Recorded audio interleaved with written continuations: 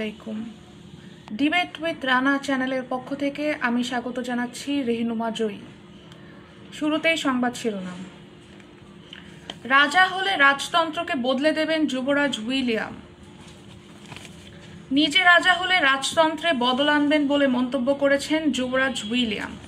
সম্প্রতি এক সাক্ষাৎকারে তিনি এই মন্তব্য করেন। রাজপ্রাসাদের কয়েকটি সূত্র বলছে এ যাবৎকালে এটাই তার সবচেয়ে খোলামেলা সাক্ষাৎকার।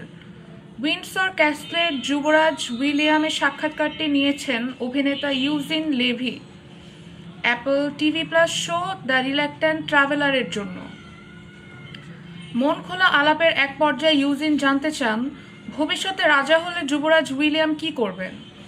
যুবরাজ বলেন, মনে করি এভাবে বলতে পারি যে আমার করণীয় তালিকায় রয়েছে পরিবর্তন, ভালোর জন্য পরিবর্তন, এবং আমি সেই পরিবর্তনকে গ্রহণ করি, উপভোগ করি, ভয় পাই না।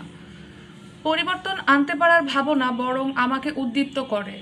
বাড়াবাড়ি রকমের চরম কিছু নয়, কিন্তু যা হওয়া দরকার মনে করি তেমন পরিবর্তন হতে পারে। লেভিকে উইন্ডসর ক্যাসেল ঘুরে দেখাতে দেখাতে যুবরাজ উইলিয়াম এই কথাগুলো বলেন। আজকের মতো সংবাদ এ পর্যন্তই। পরবর্তী সংবাদ দেখার আমন্ত্রণ জানিয়ে বিদায় নিচ্ছি।